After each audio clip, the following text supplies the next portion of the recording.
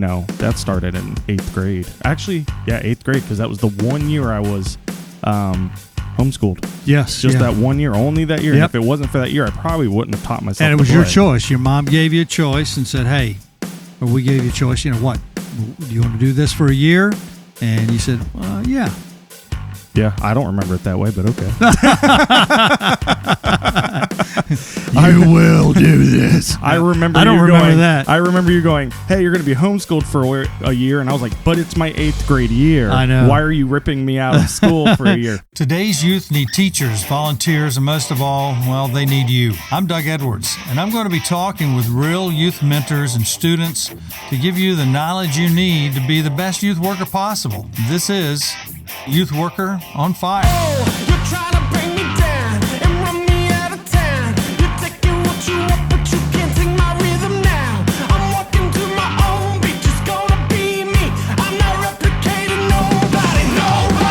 Hello, this is Youth Worker on Fire with Doug Edwards. I'm your host today, and today I'm going to interview my son, my oldest child, Ryan Edwards, and Ryan has quite a rich future and history and all kinds of things happening. And if anybody knows what happened in student ministry or what it's like to live inside a youth pastor's home, it's him, because he got the longest term of all of my children since he is the oldest. Also in the music industry, he's married now to a beautiful lady by the name of Brittney. Hi, Brittany. And Ryan, why don't you catch us up to date from here? Ryan, by the way, well, I'll give you a little bit of background. He was born into my family. How's that?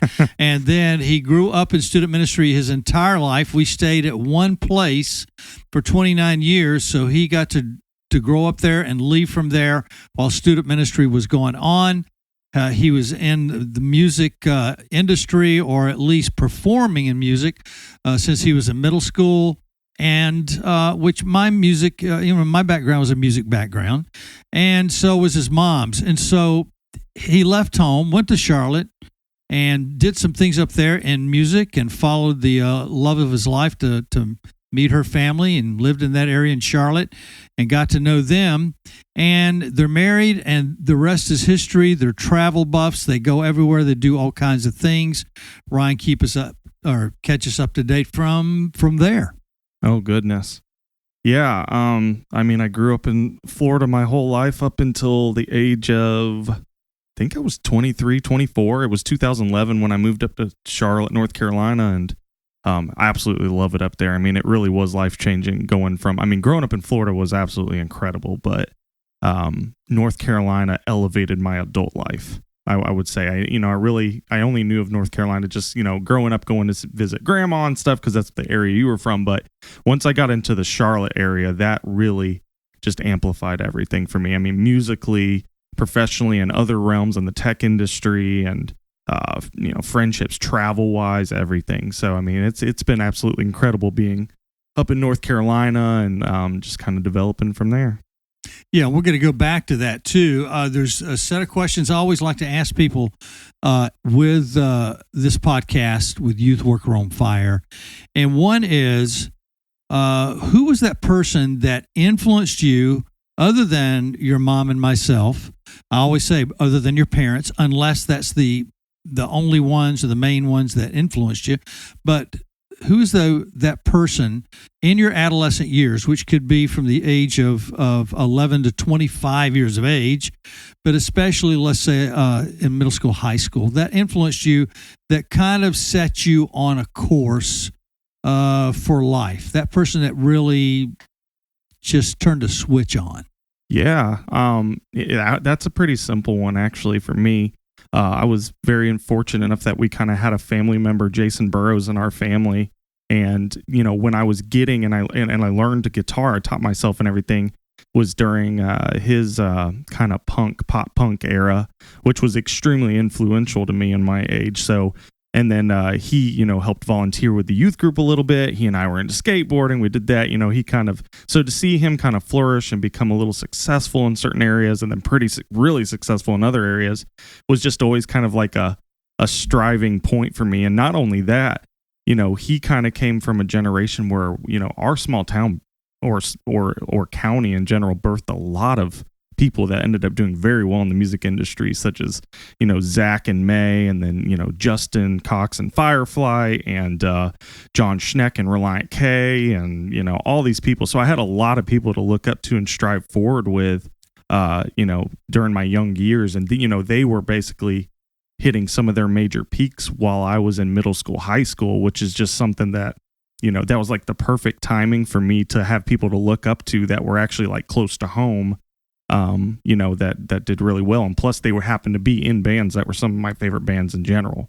So, it started with Jason. And then from there, I started learning about even more people in our area that were doing that. And then, going on tours, when Justin Cox, came to you and said, hey, let's bring Ryan out on tour with us. And maybe we can, show him some stuff when I was in a band called Kadesh. And he knew we were kind of coming up through the ranks a little bit. And so, yeah, that's kind of where it started. It started really with Jason, just being out there and getting to see him perform all the time, and him being, just so kind to always talk to me about it and, kind of walk me through some things.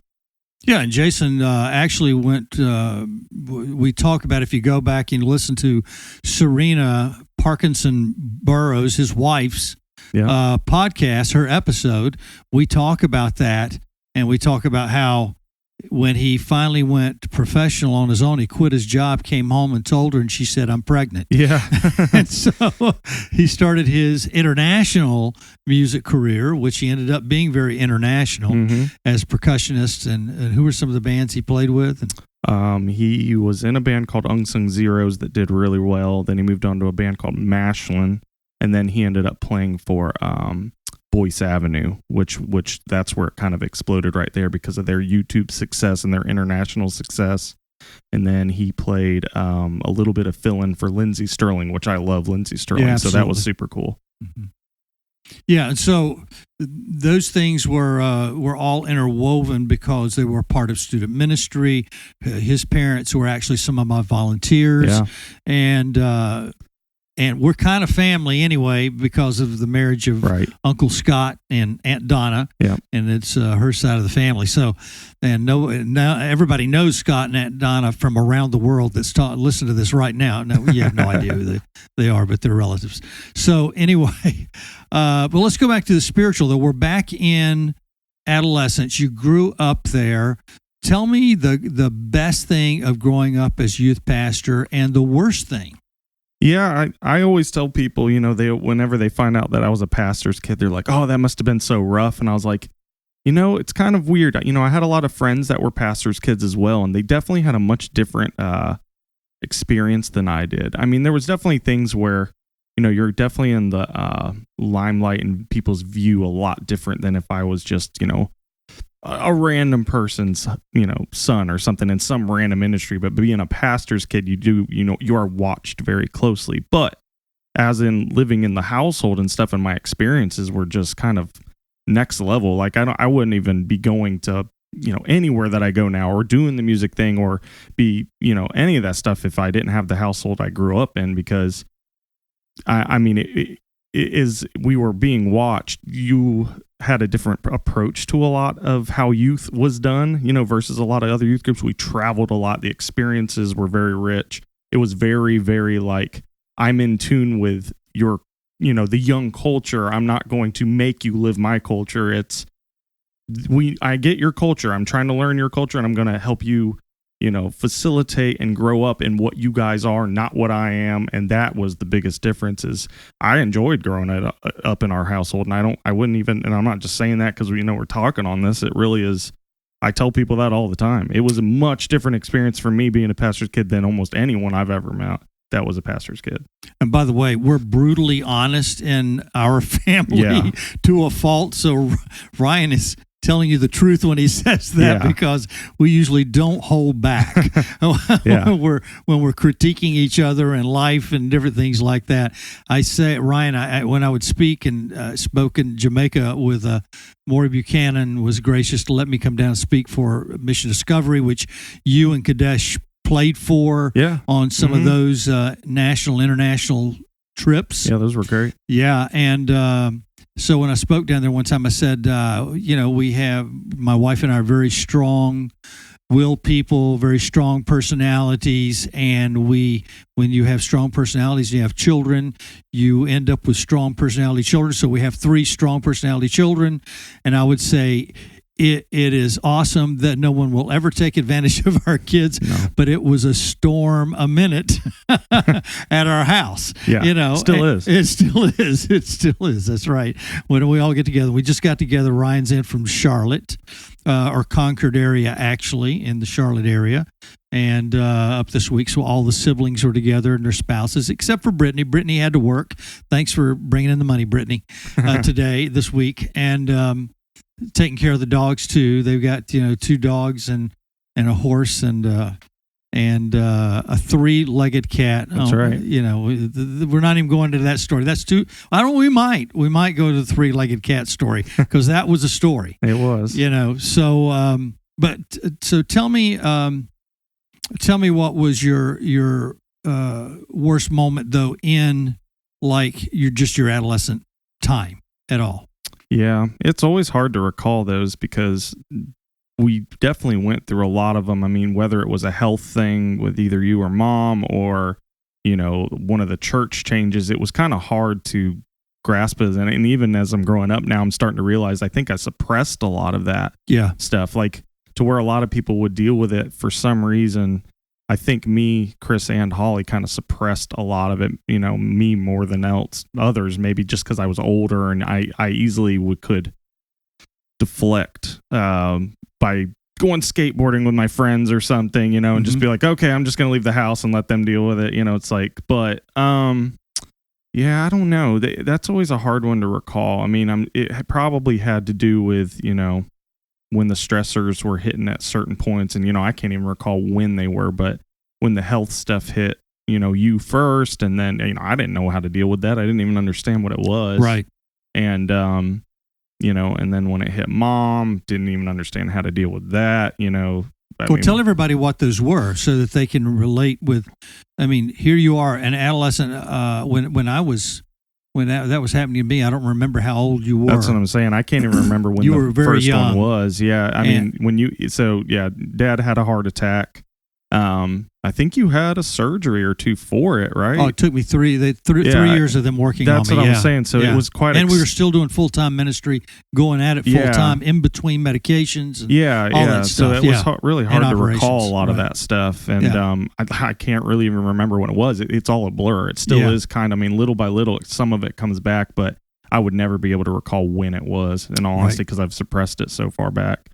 But yeah, that was pretty rough stuff. And like I said, I don't think I really even dealt with it until probably even just a couple years ago when it finally started all coming back going, oh, wow, the older I'm getting now, the more aware I'm becoming to mortality. It's like, oh, wow, people are getting older now. And when you start seeing it and when you start feeling it yourself a little bit, and I'm like, well, I'm only 30, I'm only 33. It's like I don't really feel that much yet, but anything is different than anything past that. And then seeing you and mom grow up, and then grandparents starting to, go away now, and it just gets weird. But yeah, it probably had to do sometime around, your first thing, and then when mom got cancer, and y'all were gone quite a bit because she was over at Shands, and I it's kind of funny. It's like it's not a funny matter, but it's like, I really don't remember, other than it almost felt like you and mom were just gone on some trip or something every time y'all would go to Shands, because you kind of protected us from it.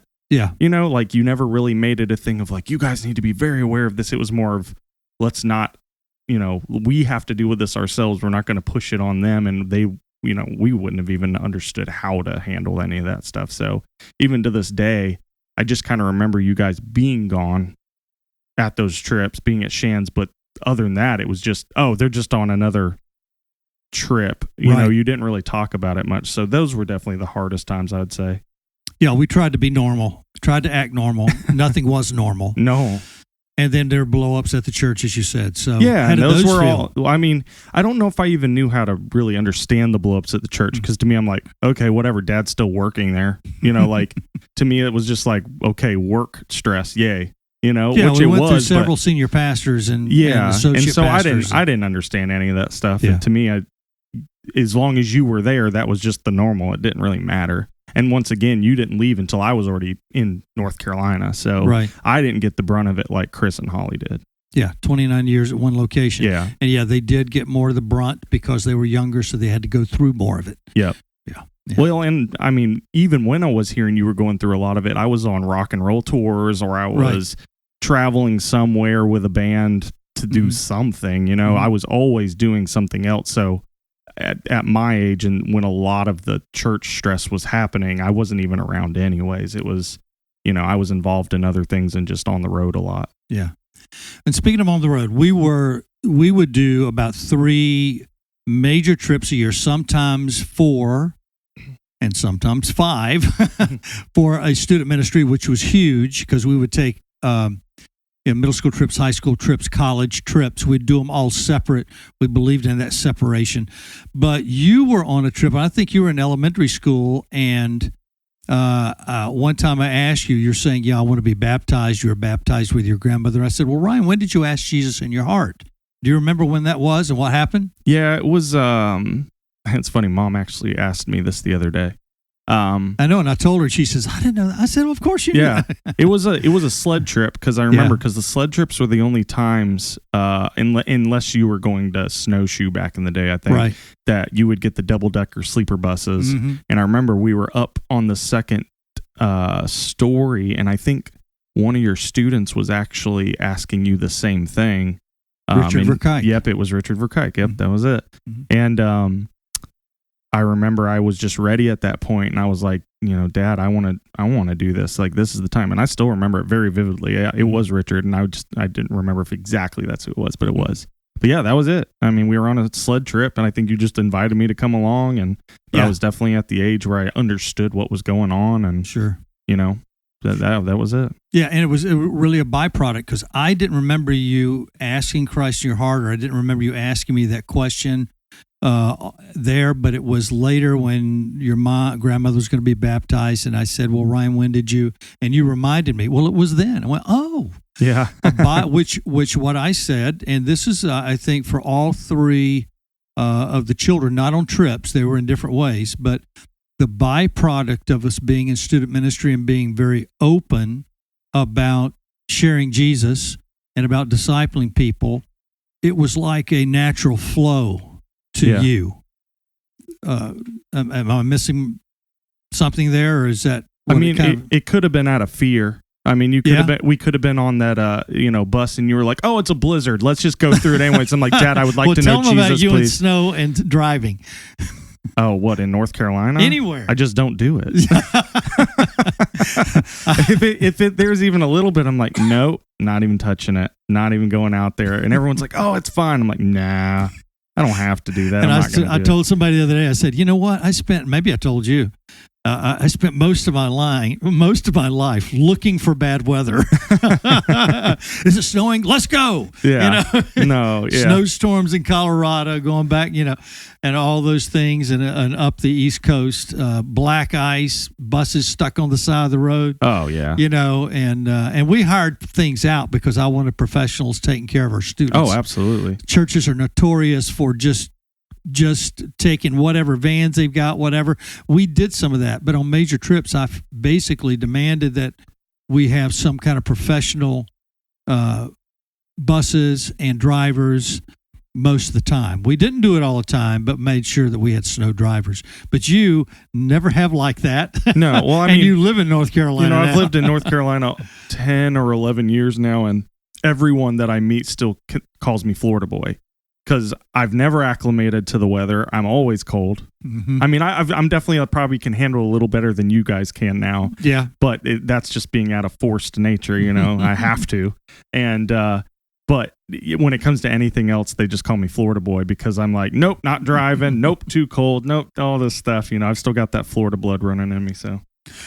Yeah, and you do, because there is an acclimation period. If people don't understand, acclimating to Oh, climate. absolutely. Yeah. You're probably was as false. acclimated And it's- as you're going to be in North Carolina because it's about a 3-year process.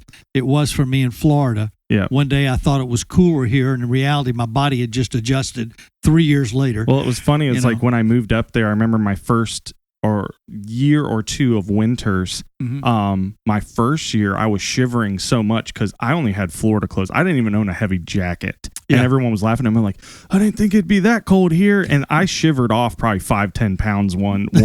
And they're like, you're losing a lot of weight. I'm like, I'm just cold. I'm just really cold. Because I really like being outside, but you know. And he's my one child that's moved to North Carolina, and the area he's at is where it gets really cold. It may never snow, which was annoying to me growing up. Yeah. Because I wanted snow, and to Colleen, his mom, who's from upper state New York, they would get inundated with snow. They didn't want to see it. And we were going, why, God? Why not us? Why can't we? You know, and that's where he lives, cold with no return. Yeah, I mean, it's one of those, it's like you live in Charlotte and you're right at the border of South Carolina. So you're like, will we get snow this year or not? And if we do, it comes down really hard, really icy, and then it's gone in a day. You know, so it's like you get all the annoying spots. But then what happens is even though it's gone in a day, it ices. Yeah. Everything just becomes ice. Black ice is the biggest fear there. Yeah. So it's, you know, I love snow because I love snowboarding, but I don't want snow at my home. Yeah. That's you pretty try much to it, guys. snow when the snow, you snowboard when the snow is melting. Yeah. Yeah. Yeah. I like to go to the mountains like once, you know, the way it's prepped, I don't want it to snow at my house. Like I want to go to snow, but I don't want to be in snow. I always tell people Charlotte is the best place you can ever live, in my opinion, if it wouldn't snow. That's the only thing I would take away from is like, if it wouldn't snow, this is literally the perfect place you could ever live. Yeah. Yeah. I love it. Oh, it is. It is. I never wanted to leave North Carolina. God had a different idea. Lived 2 years in Oklahoma. That will prep you to go anywhere else. No, I loved Oklahoma. You Oklahoma people, I hope you keep listening. But anyway, you know, I loved Oklahoma the 2 years I was there, but it was different. Yep. Coldest I'd ever been. And I've been to the Rockies and all these places at 10,000 feet, 11,000 feet. And in North Carolina, went to Appalachian State. I mean, it feels colder there than the Rockies sometimes. Oh, yeah. And then Florida and extreme heat. It seems like I only like extremes. It's not my plan. But anyway, and then moved to Florida, which was not on my map. I really did not think I would ever move to Florida. I thought that's where old people went to die, you know, and people with problems in North Carolina. That's what we thought. Oh, they moved to Florida. They must have problems, you know, or they're old. And so, but North Carolina I always thought was one of the perfect states for distinctive seasons and just a lot of good stuff. Yeah, I would say, in all honesty, Charlotte area up to about, I don't know, maybe the Raleigh area. I guess I'd say that's kind of a midwestern point of North Carolina. Yeah.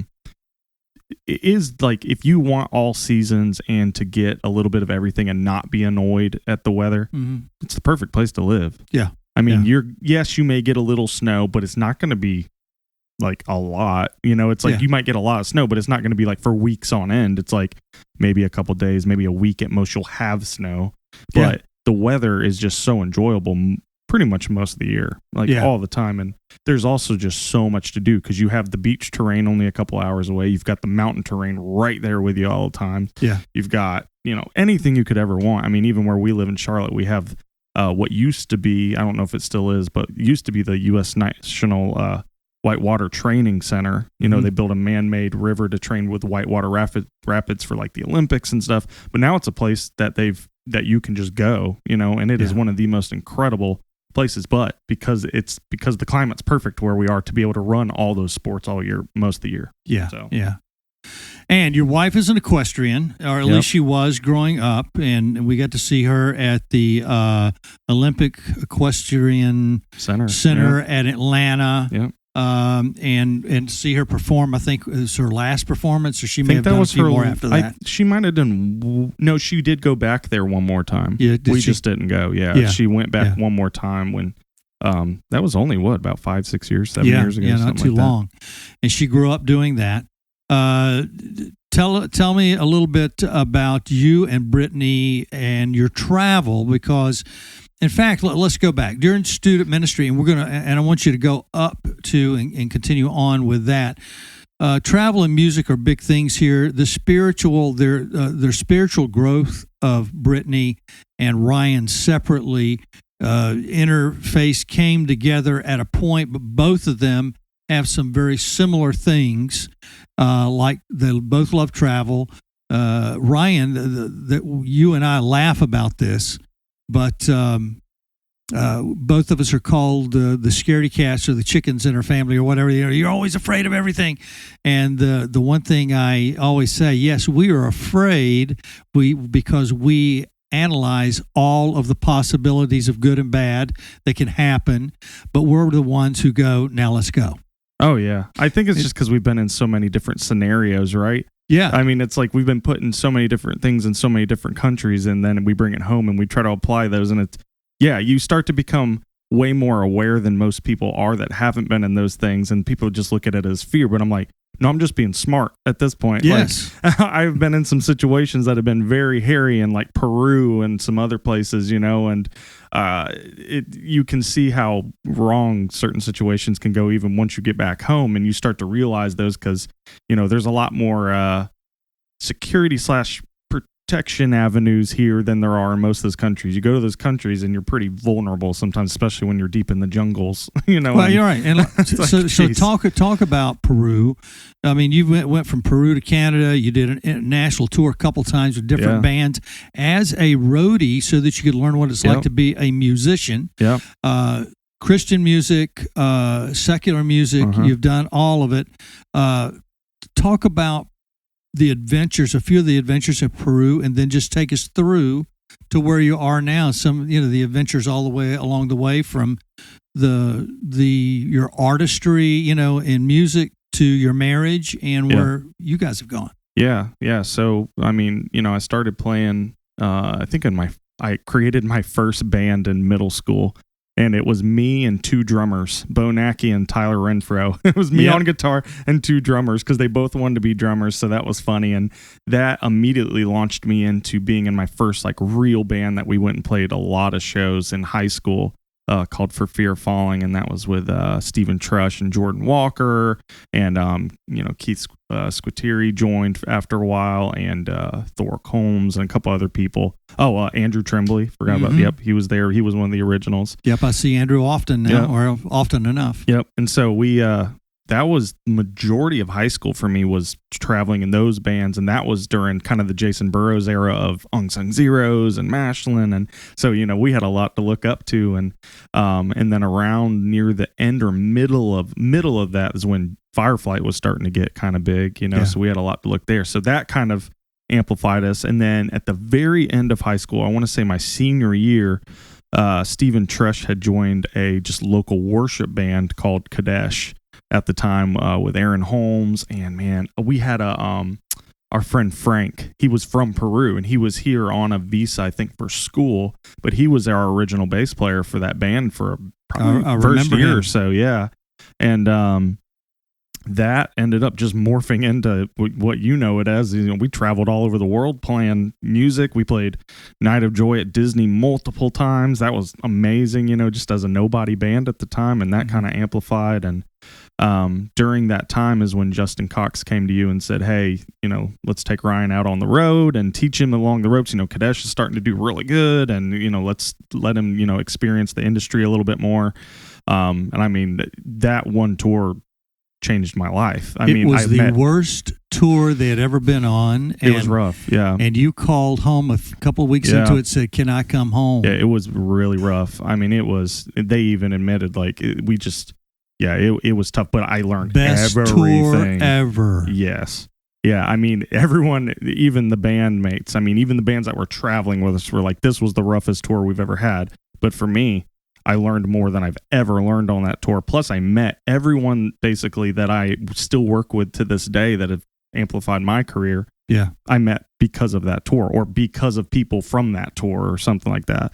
But, that allowed that tour demystified, what everybody looks at and goes, oh my goodness, rock and roll, rock stars, all this stuff. And, eventually you work in it and it just becomes normal, right? And I think once you hit a state of normalcy in the music industry is when you can do your best work, because it kind of brings back the shield and you realize like how to actually navigate certain things and how to amplify certain things and how to build certain things and look past all the stardom, So that tour allowed me to do that because they were the headlining band. Fireflight was the headlining band. So I got to see what it was going to be like on the Christian circuit, being the main band for a month and a half across. I think they were up for Dove Awards and a Grammy or two. Yeah, the Grammy was right after that tour, their next record. So they were getting to the peak of their, like, really high peak of their career before that next record came out. Yeah. And then the Grammy thing kicked in. So that was a great time to be there.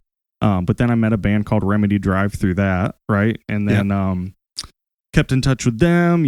I was still in Kadesh. We were ready to record our first, like, actual record. And we talked to one of the guys at Remedy Drive there. And he's like, oh, you should go work with my friend Riley Friesen. He's out in Nebraska and we're from. And we're like, oh, that's cool. And we kind of looked him up and we're like, oh my gosh, he's the singer of one of our favorite bands, Staggerford. This is awesome. And he's only a year younger than me, and he's just a phenom. And so I met Riley through there. And Riley has been my main guy ever since that. I mean, more than 10 years ago. I mean, if it wasn't for him, I wouldn't have the solo records that I do or the knowledge that I do or in the career that I'm in now if it wasn't for him. So, met him, but I went on tour with Remedy Drive. That's a funny story because I moved to Charlotte, and then Brittany and I got engaged in 2012, like early 2012. But the day we got engaged, and I did not plan it this way, it just happened to happen. I kind of threw a line out to the singer of Remedy Drive that I was friends with. I was like, hey, if you want, any road help, I'm available right now. And he wrote me back immediately and said, can you be in Nashville in 3 days? And I was like, oh gosh, okay, cool. Yeah. And he's like, here, I'll buy you a bus ticket, just hop on. But it happened to be the same day. I'd already set this whole day up to propose to Brittany up on Grandfather Mountain in North Carolina. So we had to go do that. I proposed to her. We did all this stuff, and she drove me straight to the bus station. And then I didn't see her for 2 months. So I literally planned, like, because our wedding, we didn't take terribly. I think I proposed in March or April, and our wedding was August of that year. I mean, so the whole tour, I'm booking honeymoon stuff. I'm talking to her mom on like wedding details and like, so the whole 2 months of being on tour across country with Remedy Drive during any little downtime I could have was wedding prep pretty much. Yeah. So that was crazy, which I kind of look at it as a blessing in disguise that I wasn't home during the first portions of that prep, because I could be like, oh yeah, I could just leave and go, I'm busy, and let them start planning stuff. I didn't have to worry about it. So, but yeah, that was crazy. And, so I worked with them and then came home and I did a couple other little musical things, but I started kind of learning a little bit in the technology industry from Brittany's dad, because that was kind of his field. He had worked for Coca-Cola and Lance, for years and a couple of things. And then he owned his own businesses, and he taught me all about like computers and repair and a little bit of coding stuff here and there. And I was like, wow, I actually enjoy this. This is kind of similar to a lot of the techie gear stuff I like in music. Why not learn this trait? And so I did that for a while. And during that process, I was like, you know what? I'm going to go record my own album. I want to record my own album because I was in rock and roll bands, but I love rock and roll, but I love pop music too. So I decided, I want to combine the two and do this like pop rock, thing on my own. Did that, recorded my first record, which was such a learning process. In all honesty, it's a really long story, so we won't go into it, but learned a lot through that, worked with Riley again, worked with Phil Zock from... and Riley went to California for a little while. Yep, that's where he salvaged an album of yours that had gone bad. Yep. It was like part 2 of that record had to go out to him. And I mean, he's just a next level producer. So, I sent him what I thought wouldn't be salvageable And within 2 weeks, he had a full record completely ready to go for me out of just what I sent him. Mm-hmm. And it was phenomenal. And we loved working on it. He was out in LA, and I didn't even have to go out to LA to work. We just worked remotely, before remote was even really a thing on that record. And a couple weeks later, I had this fun, first record. And still to this day, I get to use it as a product for my new business that I'm sure we'll get into. Yeah. But, did that, came back. I had done a bunch of touring, so we started at a new church that Brittany had grown up going to, and I met my buddy Taylor Walling there, and him and his dad were like, "Hey, we need a new tech guy. Do you want to let the church hire you on to, do all things tech and sound and video producing, blah blah blah?" And I was like, "Oh, that sounds awesome. Cool, let's do that." Mm-hmm. Not knowing at the time that, Taylor's dad was extremely known throughout the world and country, in his area of pastoring, had no clue. So I'm sitting here working with these guys that are just, next level pastor and worship leader and just all out people writing books and doing all this crazy stuff. Mm-hmm. And start doing that for a while. And during that time, I meet one of my best friends now, Jason Plant, who introduces me into the tech world even further. And he's like, "Hey, I work for this startup company, called 10 Foot Wave. What we do a lot of, we have a side called Fan Connect, and we work in professional sports stadiums, college sports stadiums, like all the pro teams and college teams are who we work with. Are you interested?" I'm like, "Well, that sounds kind of fun. I don't know. Sure." And so I did that, and they brought me in. Worked with them for a couple years. I mean, they sent me to Seattle, and I ended up becoming the main guy. I mean, I was in the Charlotte Hornets arena probably, felt like every week, probably working there with them. And I mean, it was just such a cool experience. In Seattle, where were you? Seattle, I worked with the Mariners and Amazon. So what we were doing is we had taken the Amazon Alexa, and we kind of reprogrammed it to work with the software we had written, and we created one of the first ever smart suites at stadiums. So you could basically voice command anything in a suite, order your food, change the channels, pull up stats, all this stuff. So we had done that, and so I don't know, you even remember how Amazon found out, but they were pretty much like, "Hey, let's test this out with the Mariners. We'll meet you over there." And so they're like, "Hey, Ryan, we're going to send you out to Seattle, and you're going to do this, and you're going to meet with Amazon." And I'm like, "Okay, cool. This is crazy." Whoa, this is next level at this point. That was fun. I mean, we knocked it out. We did a great job, and it was fun. But I learned so much in the tech industry, more. And so during that time, in the tech industry, I'm working with all these pro teams. I'm working with all my favorite college sports teams. I mean, especially the Gators were one of ours. So, I'm a Florida Gator through and through. So, whoever's listening to this, oh well. Florida Gator, I don't care. I love it. But we worked with them a lot. I mean, we had FSU too. We had, we had so many teams. But Michigan. It was just... Yep. Michigan was one of our mates. You'd seen Jim Budzinski, Jim, I thought one of our of volunteers. Yep, I thought of Jim and he John was actually every in the time. Stadium, he and John. Yep, that's right. They did tell me that. That's right. I forgot. They told me they saw the it all. games was going on. Right? Yep. I forgot about that. And then, a couple other people that were at UF at that time got to see it, and that was fun. So I worked with them a lot, learning all that. But at the same time, just never letting music go. Like, no matter what. I've never stopped doing music. Since I taught myself to play guitar in middle school. I mean, I was playing trumpet and stuff before that, but when it came to like rock and pop, that started in 8th grade. Actually, 8th grade, because that was the 1 year I was homeschooled. Yes. Just that 1 year, only that year. Yep. And if it wasn't for that year, I probably wouldn't have taught myself to play. And it was your choice. Your mom gave you a choice and said, "Hey," or we gave you a choice, what? Do you want to do this for a year? And you said, "Yeah." Yeah, I don't remember it that way, but okay.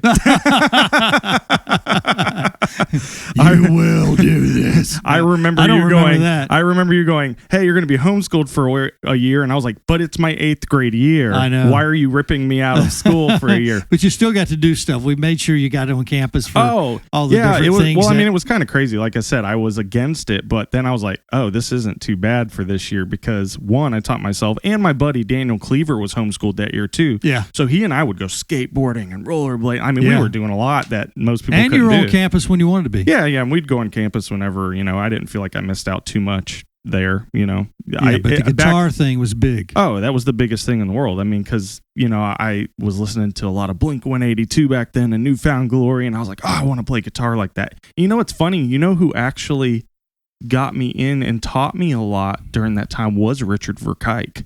I forgot about that because he had like a pop punkish band going on, him and John Allman.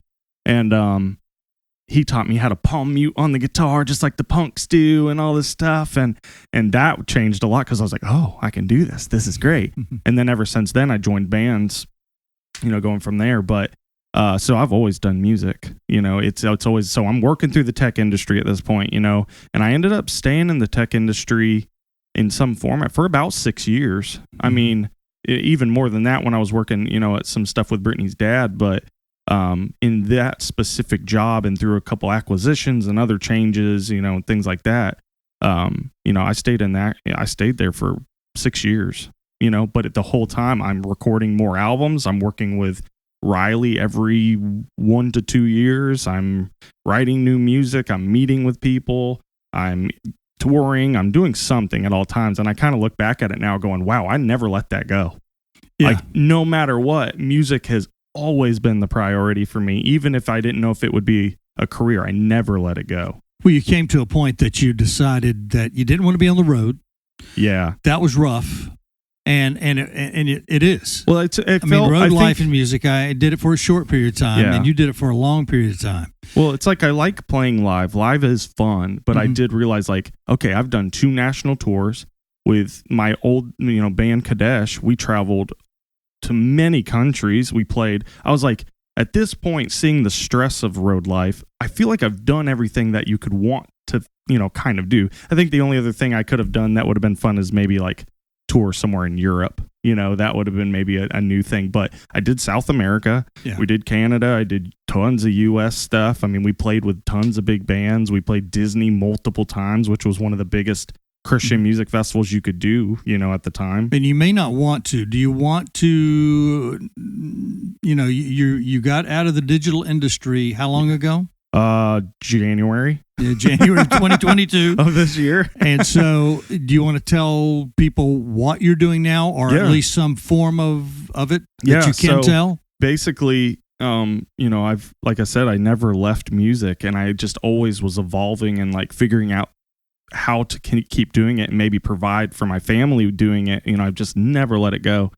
And so I kept recording all this music, and always keeping in touch with producers and stuff. I just never wanted to sever those relationships because I was like, I feel like this is one of the best things you can ever do as a musician, no matter how you do it, is stay in touch with engineers and producers. Stay in touch with you know, it's great to know artists, and they can lead you to places, but the places that you're going to learn the most are from the producers and the engineers that do it all day. So keeping in touch with Riley and Nathan Dantzler over at the Hit Lab, who masters some of the biggest records in the world. You know, that guy, he's amazing.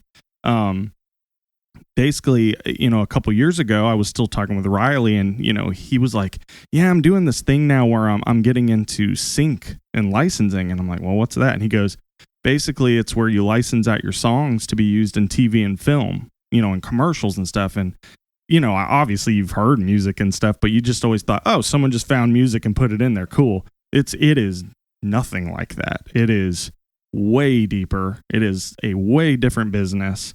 And it's a much more freeing business. It's not easy, but once you're in, it is exciting. Like, well, you paid a price too. You and Brittany were in school. Yeah. You were at full-time work and doing school online. Yeah. She was still doing a couple of jobs and was going back to school at a college or university, and then to transition from education. She's in the public school scene to hospitals. Yep. And all this was going on at the same time. Yeah. So you weren't just going, oh, I'm going to jump over here. We strategically planned education. Yeah. One of my goals was, you know, ever since I moved up even to North Carolina, and I've kind of always been this way, but even in the past maybe 5 to 6 years, I just want to learn something new every year. Yeah. I just want to find out, like, in some industry, whether it's tech or whether it's in music, I need to learn something in the business side of it every year. I just want to learn something new. Even if it was just like better songwriting, I wanted to learn something new every year.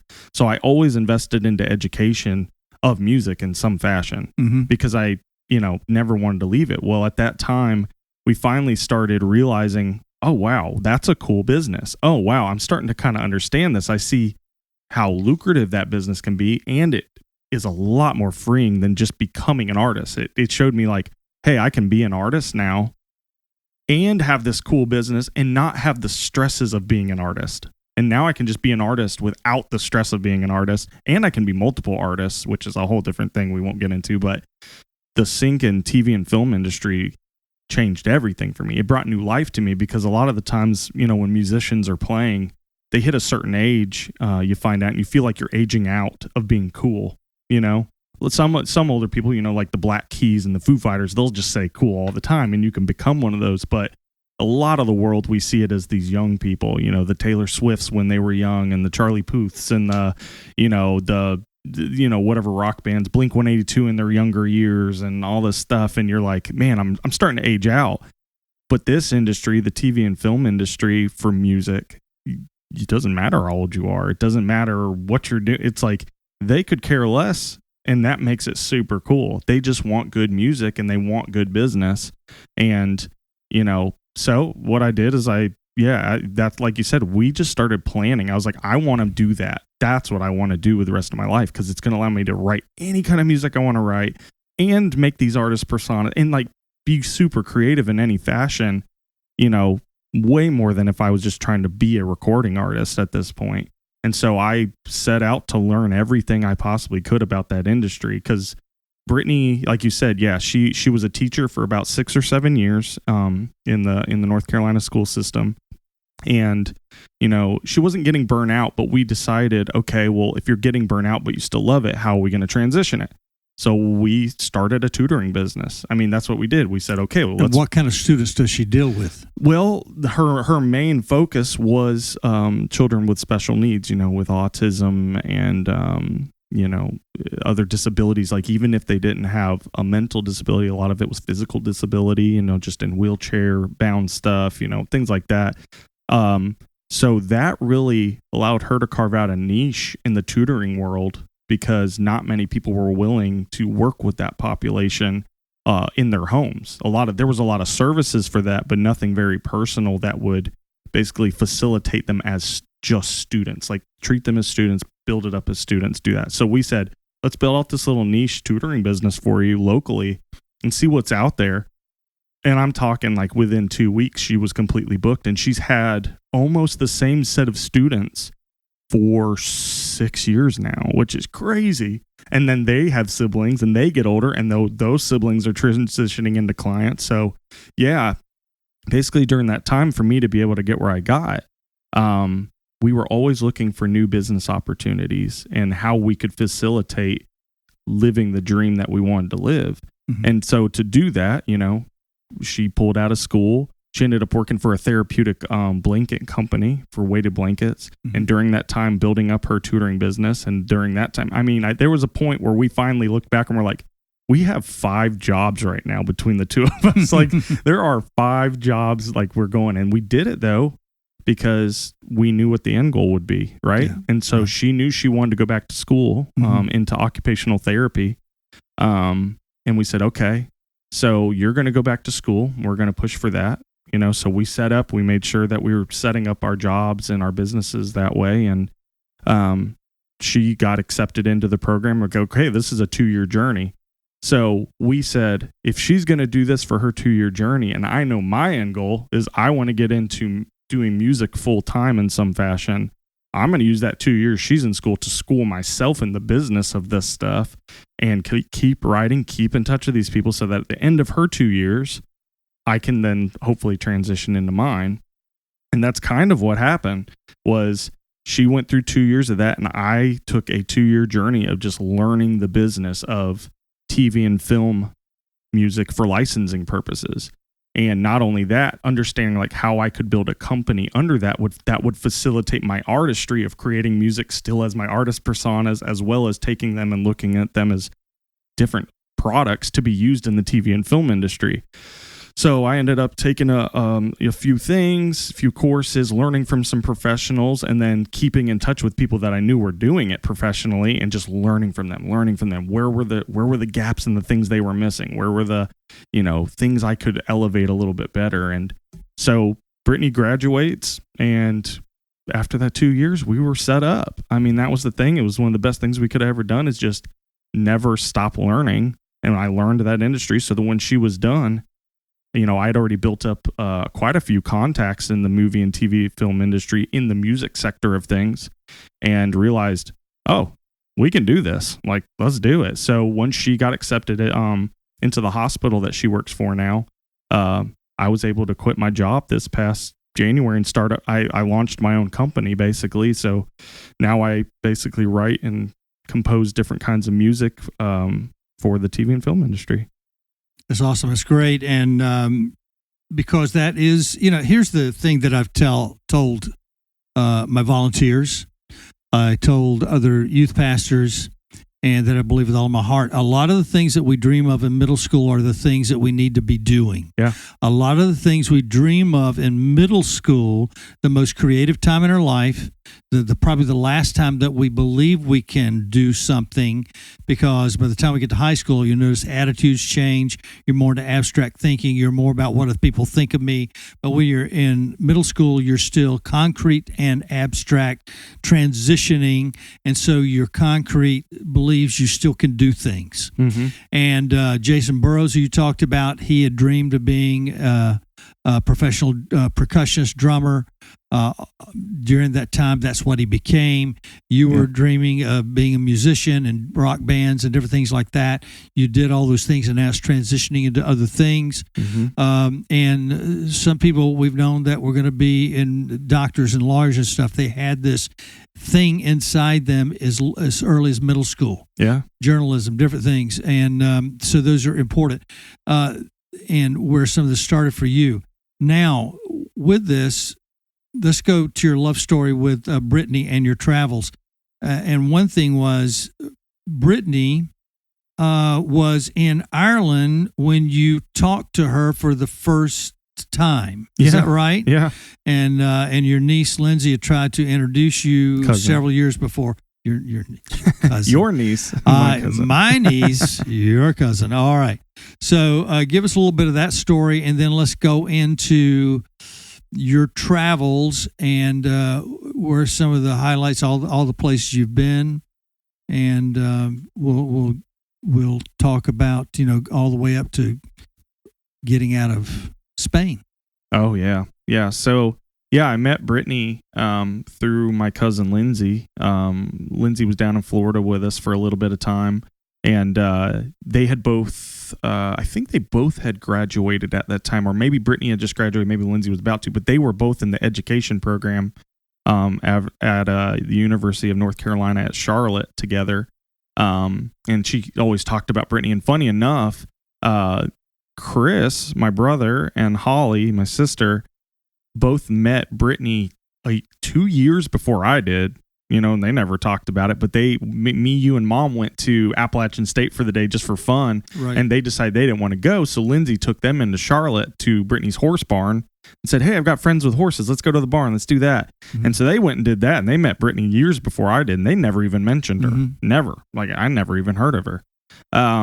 So, she was one of Lindsay's best friends at that time, and we were down in Florida, and I heard that Lindsay was like, "Oh yeah, I haven't seen my friend in a while. I'd love to spend some time with her, blah, blah, blah." And I was like, well, I mean, I'm always down to have people down here. So I found her on Facebook, and I wrote her and I said, "Hey, I would like to surprise my cousin down here, with you to fly in. Would you want to do that?" And she was like, "Oh, that'd be fun. I just graduated and we're currently in Ireland." And I'm like, "Oh, shoot. Okay. Well, that's difficult." She's like, "Yeah, so we're in Ireland right now." She was in some kind of hotel somewhere out in the hills somewhere with her family, just as a graduation trip. And she's like, "So I'll write you when I get home." And I was like, "Cool."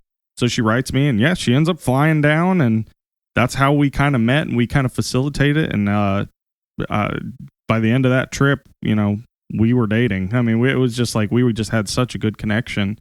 And what was it, about a year and a half later, I think we were married. Yeah. Not terribly long after that, but Yeah, our marriage, gosh, we've never stopped traveling, and it started as small trips. She was a teacher immediately out of the gate, so we only had like summer breaks and spring breaks to do trips. So we would do the little ones. We'd go down to Savannah and then to Charleston where her sister was living, and we'd. I don't think we really did anything much past that. I think we went down to Florida a couple of times, but then eventually it started elevating a little bit, and I can't really even remember. We've done so many trips now that like what the first big trip was, but we went to Italy with her family. That kind of kicked off a pretty big, international portion of it.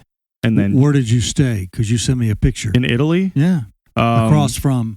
Oh yeah, we were like right next to the Colosseum in Rome. It was amazing. I mean, we stayed Airbnb. Yeah, it was incredible. And then we stayed in Florence, right next to the Duomo there.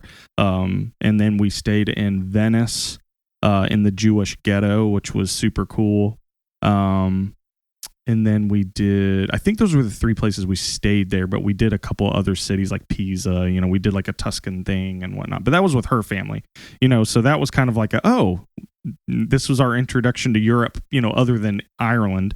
This is a little bit different. The language is different. This is a culture. And we were like, wow, we love this different culture. And we kind of like the uncomfortable nature of another language. Like it makes you really learn and really have to dive into a culture, even if you don't want to. And if you don't, then you don't survive well. It's like you will be miserable if you don't try to dive into a culture.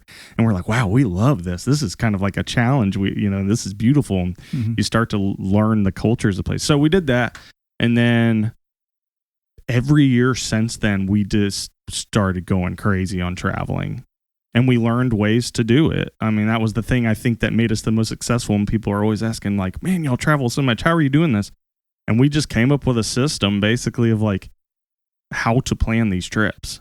And, we've definitely like coached and helped friends for years now on like how to do these dream trips, just because, we learned where to look for stuff. We learned how far out we got to do things. We learned how to financially set up for those trips. So every year since, even just, I think it was 5 or 6 years ago, we've traveled all over the world. Well, you had a trip given to you.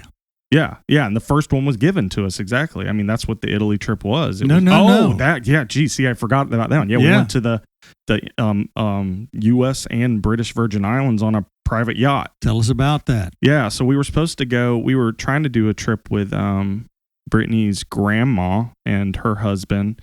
And, we knew she was getting a little bit older and things. And we're like, you know what? We need to do something with them. We love hanging out with them. Let's do a trip. Because we knew they were travelers, And they're like, okay, yeah. Well, you know what? We've been to the Virgin Islands and we rented out this yacht a long time ago for our honeymoon. Because, we went to their wedding. It was funny, how often you get to go to your grandma's wedding. Exactly. So we did that and they're like, let's go. So the night or 2 before the trip, his father was still alive, and his father ended up having some major health issue hit. And they're like, guys, we can't go. We can't go on this trip. And we're like, no, oh my gosh. They're like, just go without us. So we're like, what? Like, we're going to do what? And they're like, yeah, just go. So we ended up having this like big old yacht, just me and Brittany and the crew. That was it. And it was amazing. I mean, it was. I mean, it's like a once in a lifetime thing. Who knows if it'll ever happen again the way it happened. But yeah, we got to go there and we got What to was go the highlight there on that trip? Oh, my favorite place was when we went to Virgin Gorda. And there's this place called the Baths, which is just these massive rocks on the beach that are like partially in the water, partially not. And it's like what I call an adult playground. Mm-hmm. Like there's all these little like caves, these water caves, and there's like these little canals, and like you're swimming in between these huge rocks, and you have to climb up and down in these ladders to get to certain parts of it. And then it kind of opens up to this almost like private beach area. But that's also the same island that all the little islands for like Bill Gates and Richard Branson and all them there. So we played in there for a while, and then we took a taxi over the mountain. And that's when you sit at this little place. And then we took the boat next to Google Island, and we took it to Bill Gates Island, and we got to see all the things I used to see on MTV Cribs from Richard Branson, and Bronson, whatever his name is. It was just next level. I mean, it was incredible. And we got to go fishing out there, and we got to swim with sea turtles, and we got to, it was actually right after the hurricane hit down there. Mm-hmm. So there was so many sunken ships all over the place. They were trying to rebuild everything. I mean, I remember us pulling up into, not St. John, St. Thomas when we got there, because the hurricane had happened maybe a couple weeks before that. And there was this gorgeous church up on a hill, and only the front half of it had been ripped off, and the rest of it was still intact. I'm talking all the chandeliers were still hanging. The pews were still there. Like, it was just like they took the front off of it and ripped it off. It was supposed to be like an art piece, but it wasn't. And it was one of the most beautiful things I've ever seen. It was like devastation and beauty all at one time. But you could just see that the locals were hurting really bad all over here. And, here we are taking this luxurious trip, and we're just like, gosh. So I remember we were talking to our boat captain, and we're like, how can we help anyone here? And he goes, well, I mean, if you really are down for it, there's a couple places I can take you guys that would really help them, even just by you eating at their restaurant or something, like on these little islands that no one goes to that often. We're like, yeah, let's do it. So we'd go to these islands where like the restaurant pretty much was almost missing. And it sounds luxurious, but you were eating on the sand. Like, that's what you would have to do, because there was nowhere else to go. Mm-hmm. And so we went to a couple of those places, but we got to see it like right after the devastation hit it. So it was luxurious, but at the same time, it was crazy to see how bad it was down there from being hit. But yeah, we did that. And then right after that, about 4 or 5 months later, we went to London and England and Scotland. Spent some time in London for a while. Then we went up to Edinburgh, and we went all through the Highlands up there. And I mean, it's just next level amazing. Just, oh my gosh, it was so much fun. That was one of the best trips we've ever taken. Then we came back, and every year, so we try to do a couple different things. We always try to go, if we can do an European one or South America or something, we'll do it. But we always try to throw a couple U.S. ones in the middle. So, we'll do 1 or 2 big trips a year to where we'll hit a couple of those things. So next, I think we came home, and then we ended up doing a pretty big Arizona, Utah trip. Getting to go down into the big canyons and things, and that Sedona, which is just, if anyone ever goes anywhere in the U.S., go to Sedona. It is just next level incredible. I mean, it just looks like you're walking through a painting at all times. Then recently we just got back from Washington State, because I had loved it when I worked up there with the Mariners and Amazon. So I was like, I really want to get Brittany back here so we can experience Washington State, because I had only been to Seattle. I didn't get to go anywhere else. So we went up to the coast. We went up to the Olympic Peninsula recently, and got to do some kayaking in some of the beautiful, famous lakes there, and jumped into the frigid cold water. And then we went to some lavender fields, and then we went to all the famous beaches where they filmed a lot of the Twilight movies. And we went to Forks, of course, to see all that. And then we went and we hiked at Mount Rainier, which is, the big volcanic mountain in Washington. And that was it is to this day my favorite hike we've ever done in our lives. I mean, it was about a 6-mile round trip, and it is, I think we FaceTimed you there when we pulled up. Yeah, you did. Yeah. And it's just unbelievable. And then we did that. We hiked that for a couple days, and then headed down to Seattle, where once again, Jason Burrows was awesome. He got us into a really cool concert, because Lindsey Sterling was in town, and she was playing right underneath the Seattle Seahawks stadium. There was a theater built into the underneath of the stadium. Oh. Yeah, called the Whammoo Theater. And it was just such a cool experience. And yeah, we did that. And we're already planning our next ones, and Well, and we skipped one thing that we want you to talk about. The here you are before that, and only a few thousand people actually experienced what you experienced, and y'all ended up in a place in Houston. But before that, you were in Spain and Portugal. And tell us about that trip, and tell us what was going on during that trip and it happened, where we're going with that. Yeah, so we planned a trip with two of our best friends back home to Spain and Portugal, and we planned that trip for 9 months to a year. I think we planned it out. And so we were like, okay, let's do this. You know, we're going to go to a couple different language barriers. We're going to go to all these different places. It's going to be awesome. We're going to do sleeper trains, all that stuff. So we ended up in Spain, flew in there, did a bunch of, you know, the bigger cities. We did a bunch of small little cities, went into Portugal, did all that stuff. And I mean, that was an absolutely just incredible trip. But what happened while we were there, the day before we were supposed to go home, or 2 days before we were supposed to go home, is when the coronavirus was at its largest uptick. And we already knew going to Spain, we were entering, I think, the second or third most infected country in the world at the time for the coronavirus. And we're just like, we were at the point, like most people were like, whatever, it's not a big thing. You're not realizing really what it was. I mean, I remember the first night we showed up, we were in Barcelona or Madrid. I can't remember which one it was. And we were down in the subway stations with all of our gear. Like we had all these travel backpacks and stuff. And we didn't realize the big football team was in, soccer, as we would call it here, was in town. And the game let out as we were in the tunnels. And we were down there, I mean, face to face, smashed together with thousands of people. It took us probably 45 minutes to even get on a train. And then while we were on a train, it was like sardines in a can, if not worse. So here we are, treating coronavirus like it's nothing. We're like, whatever.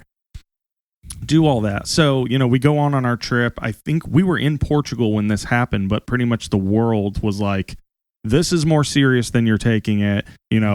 Things are not looking good. And then all of a sudden we start getting all these notifications, flight canceled, flight canceled, flight canceled. And we're like, uh-oh, we are in Portugal. We still have to get back to Spain now and get home. And the crazy thing that happened with all this before I get to where it was, we didn't miss any of our trip, which was crazy. It just happened to be that the day we were coming home is the day the world shut down.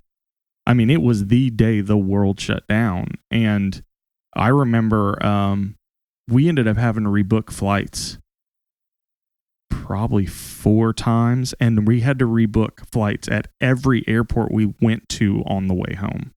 The world, like, especially like no one knew what to do. Basically, I mean, every airport we'd get to, they had no protocols in place. They did not know how to handle this. And I mean, we'd land in one city and then they'd be like, flights canceled to the city we were going to send you to. We don't know where to send you to now. Okay, now we only can send you here. And then all of a sudden you'd be in London, and then all of a sudden London would be like, you can't go to Charlotte. You can't go to this city now. And you only can go to one of 11 approved airports in the country in the US. And we're like, what is happening here? So yeah, we were in Portugal when all that started hitting, even still not understanding what was happening, other than it was like, oh, you can't fly to Germany anymore. You have to fly to London. And we're like, whatever, fine, we'll do it. We popped into a cafe in Portugal and rebooked everything. Did that. But the day that we were flying home is like how real it got. We were in Madrid and even our hotel was shutting down. Like, we were lucky we were only in our hotel for a couple hours because they were shutting down.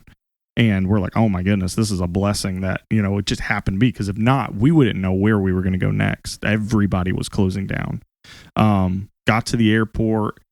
It was a madhouse. Thank goodness. Like, I just am I prep like crazy. And I looked up every possible avenue to like get us through security lines and city stuff, and like looked up, different flight news things just to figure out like, how do I navigate us to get us home on, and we're in Madrid and chaos is just erupting. We finally get in there, they cancel our first flight. Can't go to Germany. You have to go to London.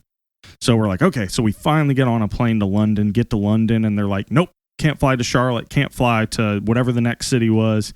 You only can fly to Houston, Texas. And we're like, what? Oh my gosh. And then as we're flying out of London, we had the news channels and President Trump popped onto the news channels and was like, no more flights out of Europe. You cannot, if you have not on a flight now, you are not. We had just left 30 minutes prior. So we would have been stuck in Europe for who knows how long at that point. I was talking to one of the teachers here, and he was on a call with one of his high school students, and they were doing classes in Spain, And I was on the phone with him. He says, "Yeah, I got so and so over here in Spain. Say hi to him." Blah, blah, blah. And he is locked in. He's shut down there until they let him out. Yep. And get him back. He's from Spain, thank God, because he was some students are there. So yes. Oh yeah, I had a similar thing, and we were in Asheville in the arts district there. About a year or two later, and they had all these. This girl had a little setup in one of the art galleries that was all these beautiful paintings from like Barcelona she had made, and I was like, oh, I want one of these. We were there. Well, I start a conversation with her, and she was one of the people that got stuck there, and she was stuck there for 6 to 9 months. She had to basically figure it out. Ended up having to rent whatever kind of apartment she could find for about 6 to 9 months.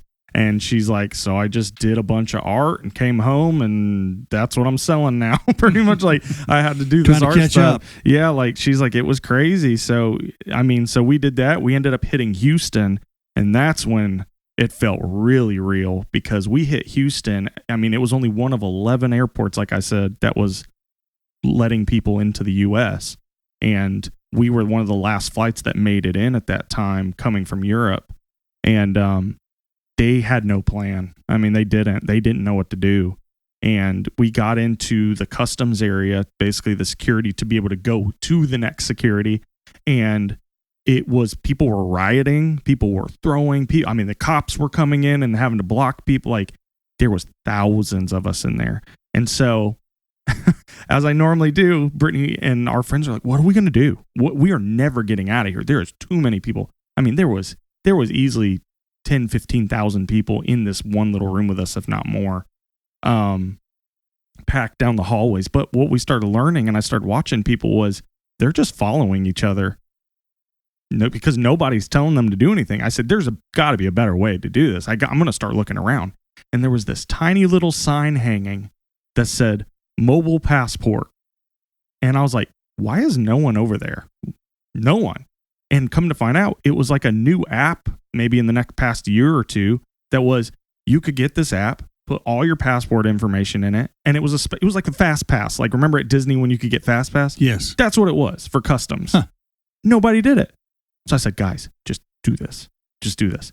We were like one of 8 people in that line by that time and got through all that. We were out in like 45 minutes.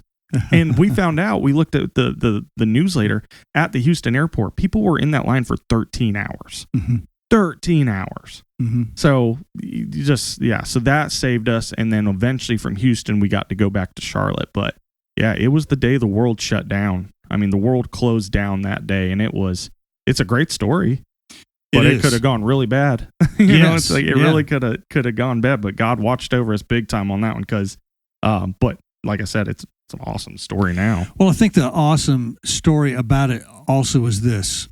If we're going to look at it from a God standpoint, and that is that often, I think more often than not, we know that we need to do certain things, but we see all the fear factors that come in of why we should not. Yeah.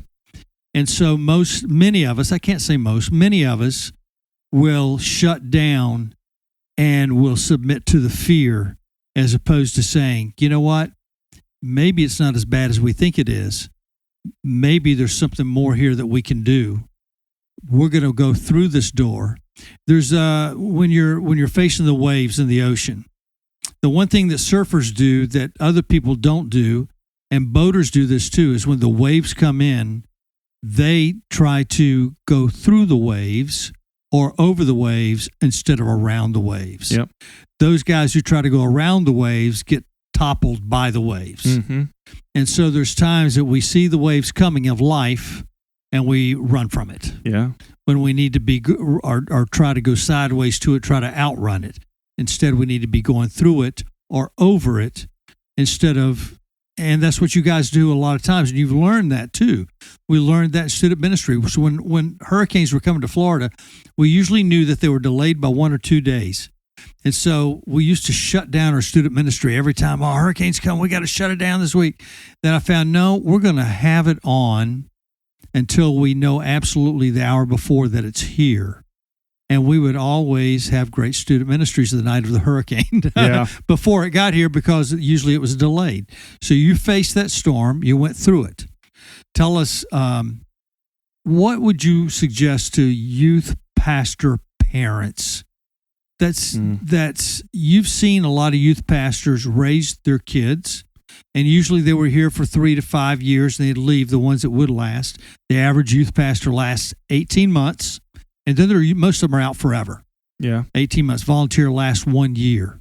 And so if you, Ryan and I have not talked about this. So with your thoughts, if you do have anything to say, what would you say that you would suggest that most youth pastors do differently to help their children through, and which is parachurch organizations as well that do student ministry, but to help them transition and hold on to their faith? That's all an individual thing. We all have to choose. And there's great parents who have had students to not choose Jesus and things like that. But what would you tell them to do that differently, maybe, from what you've seen from us to them and other? Yeah, I think people. one of the things that, because that's actually a great thing to ask, because people have always said that, like, man, I know so many pastors' kids that just kind of fell away from their faith, or they went off and did crazy things, or, something like that. And I just never felt like I ever wanted to even do that.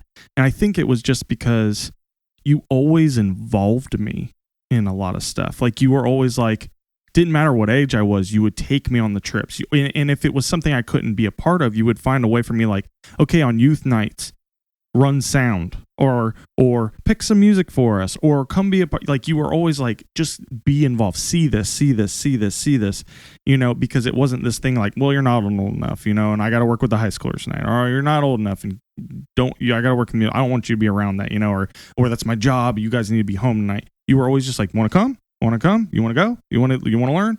And I think being involved just made me feel like I was a part of it.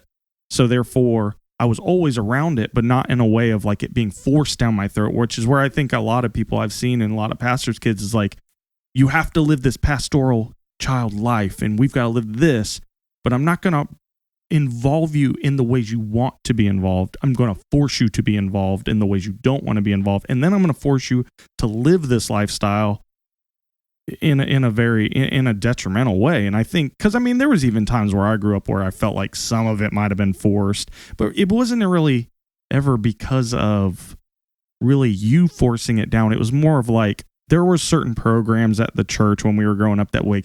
Well, we were there, so we had to be a part of them, even though I just hated them. I hated them. But once we got into the youth stage, like the actual middle school, high school stage, it was easier to be involved. And you were also one that would never shunned us away from those things. Like you were like, oh, you love skateboarding? Well, let's get a lot of people here skateboarding, even though we were probably damaging the church parking lot like pretty bad, Yeah, well, there was probably like insurance liabilities left and right, but you were just like, let's facilitate that and let's get you guys involved. Oh, you want to play music? Fine, stay up at the church and play music until midnight and the cops come and, and they did many times. Yeah. Shut it down, do that. And you just facilitated a lot of that, which made it a lot easier for me. And then, like I said, ever since I was a kid, you were taking me on the ski trips, you even opened it up once I hit early middle school to take me, I think it was Michael Porter and Stephen Trush. I was a 6th grader. Stephen was a 7th grader. And I think Michael was an 8th grader. And you said, I'm going to introduce you into the high school trip stuff so that you're not blindsided when you get there. Mm-hmm. And that allowed us to go back to our friends and stuff and go, guys, just wait until you see what's coming, Mm-hmm. And it was fun. You took us on a lot of trips. Like, you were always like, I'm going to facilitate this middle school group with this high school trip so they can transition and stuff, And I think that was huge. It was just involvement. If I would say, like, to any pastors out there and their children, is find ways to let them be involved, but let us choose what we want to be involved in. Don't just like, I think that was always what I saw. I had a few pastor friends, but they were a lot of the times forced to be involved in the things, not really given the thing to be involved what they wanted to be involved in that excited them. Mm-hmm. And so therefore, when you do that, like I said, being in a part of some of those church groups I didn't want to be a part of that you guys had us do when we were younger. Right. I hated those. Yes. But I loved the others that you let me be and choose to be a part of. And because of that, it allowed me to facilitate my Christian relationship in a healthy manner, not being forced into it. So even once I jumped into the college portion of it, it wasn't that hard to keep, Yeah. That's what it was. Just literally, you just kind of let us choose what it was. You didn't force me down anything, and you just always said, "Hey, do you want to come? Do you want to be a part of this? Not you have to. You have to." And that's, I think, the difference. That's good. That's good to hear, and it's good for me to hear that, because Ryan and I haven't actually talked about that a lot.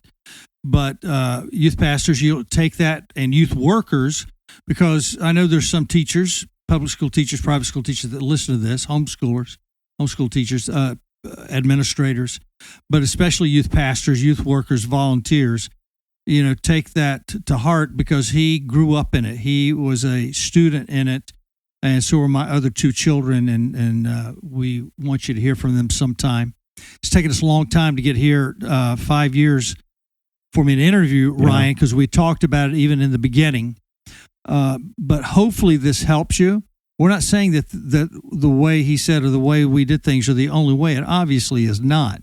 There's all kinds of youth workers, youth pastors all over who have got great children and successful students. And it doesn't mean they're not going to get into trouble. Our children got into trouble here and there, but Sure. But it was one thing that we tried to learn, that we had learned and tried to learn, was make sure that when you're disciplining them, they know that you love them. You're not doing it out of anger. Now, did we always not do it out of anger? No. I've failed a lot of times, but. So we actually talked about this yesterday. I'm kind of glad you brought this part about it up. Is I think one thing that was different about how I grew up too was how you facilitated your youth, your volunteers.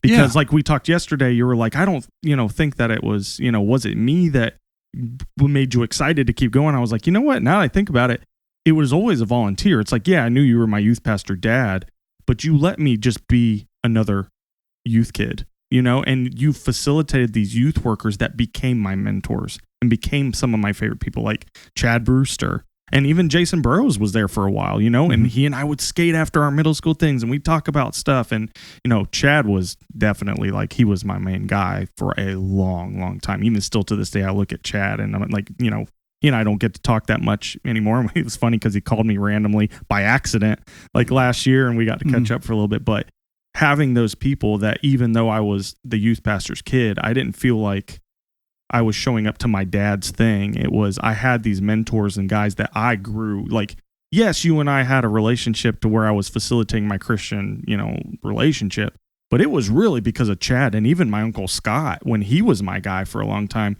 that facilitated my relationship. And that was only because you had set that up for people like us, like all of us, like you said, Serena and Whitney and all them and Evan. And you had a lot of those people set up, like when Chris's age growing up and mine coming up, we had Steve Trush and we had Rick and we had Chad. And, those were the people that really facilitated and kept me interested in it. And it was just because you were like, yeah, I don't need to be that person. Go with those people. I was here for that to be all the way through elementary school. I have these volunteers so that you can build your relationships with them. I'm here to run the ship, and help facilitate this. But those volunteers are what made all the difference. Truly vetting your volunteers and then, building them up. Because, let's be honest, most of your volunteers were your students at one point. Yeah, a lot of them were. A lot of them were not. They were around our age when we started, in fact, and we were early 30s, at least I was, when we entered here. But thanks for bringing that up, because that's true. And the one thing that I tried to emphasize to our staff was that to many of the students, you are their pastor, not me. Yep. And I wanted them to feel that way, because the average person will only directly influence about 10 people in a youth program in a personal way. That's all the time you really have. And so why not be the person that influences the staff to the point that they want to stay? Some of our staff stayed 5, 10, 15, 20, 25, 20, some of them almost 29 years the whole time I was there. And they were good at it while they were there. And the average volunteer lasts a year. But I reminded them, these guys you need to treat middle schoolers and high schoolers, especially middle school, it's difficult, as though they're going to sign your paycheck someday, as though they're going to be your doctor, your lawyer, your employer, your somebody. And sure enough, because we were around long enough, that's what happened to me, to our family, and to our volunteers, that a lot of these students we worked with, because we were here long enough. Longevity means something. It's not that every person needs to stay that long everywhere, but if you stay 5 years or longer, you'll start to see the outcome of your ministry. And it takes 5 years, is what Youth for Christ taught me when I went to Youth for Christ, who taught me about student ministry when I was with them full time, that you will start hearing about the results of your ministry 5 years after you started.